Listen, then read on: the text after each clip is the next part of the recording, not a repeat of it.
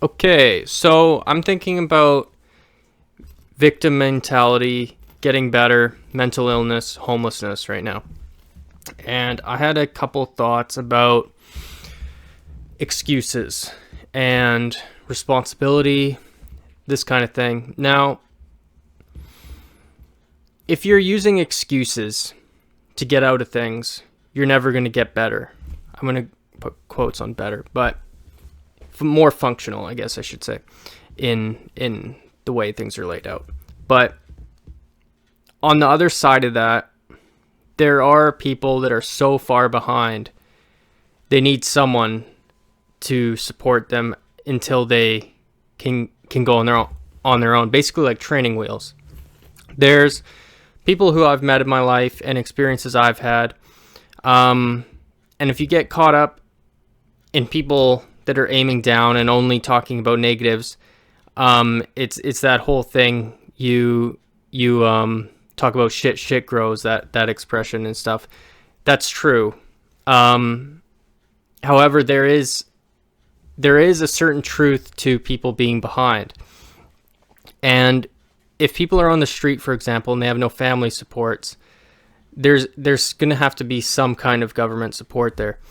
And if you look at someone giving excuses all the time, and they're, I can't do this because of this, I can't do this because of this, I can't do this because of this, they're never going to get ahead. But if they have a family that supports them, a friend group that supports them, someone that supports them, and they don't give the excuses, they try their best, but they never quite get there, and they have their family or their friends or their coworkers or boss who understands and has compassion and is like, okay, well, this is his life, this is where he's been through, this is where he's starting at, so we'll cut him a break here. And it's basically, if you don't give excuses and people know your backstory, they'll give an excuse for you, and it's more strong that way.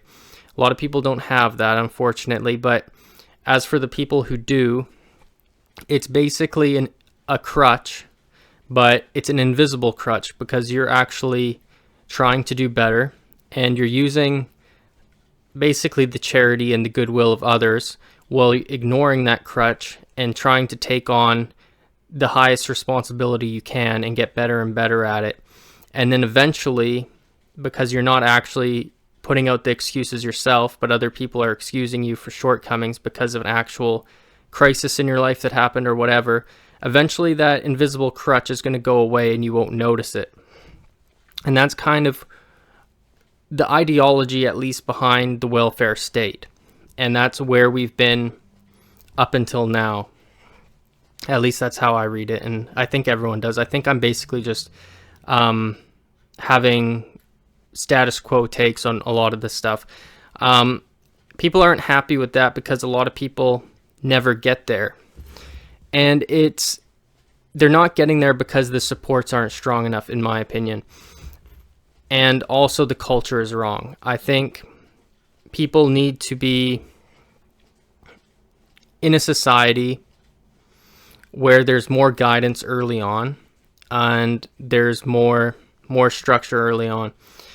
Also, I think when people get off course and they don't have a family, that's where something like a universal basic income can come in handy. But as far as this video is concerned, I'm going to just say that that's kind of where I'm at in my life a little bit with this invisible crutch. I'm kind of catching a break here and there while I'm rebuilding my life because I got lost along the way somewhere, and it has been working. And I see people below me who are on the street and it's not working for them, but I see that they've been either kicked out by their family didn't want them. Something even more tragic than what most people are used to. And I think you look at some of these people who are now on the street and they're banking on goodwill, and a lot of people don't give them any money because of the drug use. But I think a lot of these people are medicating, obviously in the extreme cases, but also self-diagnosing their problems, and they're trying to find that sense of community through the street, which is somewhere that you will be exploited very easily by drug pushers and other people, basically rapists, and in some cases that are grooming young girls, and so on and so on. These are stories that we've all heard before. So with the self-medication and the self-diagnosing of their problems, I don't think they're ever going to find peace or their way without some kind of intervention. So I guess that's where I'll end this.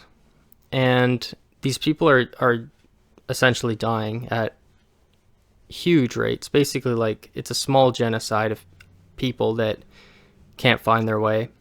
And this is just a quick add-on, is countries that have had beggars and vagrants and people with mental health issues for centuries have seen this institutionalized version of it, where if you actually go to some parts of India, there's people that have no hope of getting out of being a beggar, and they actually amputate their arms to get more money.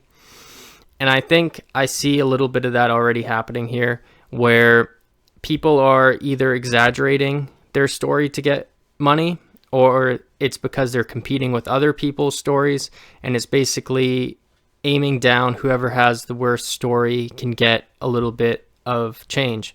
I see that already happening, and then they have no structure, so maybe they start believing that they're the lowest of the low and that some of this exaggerated story is their story, so now they're making their problems worse by compounding it. And that's also something that I've seen, and something that is disastrous and we might be heading to. Okay, bye.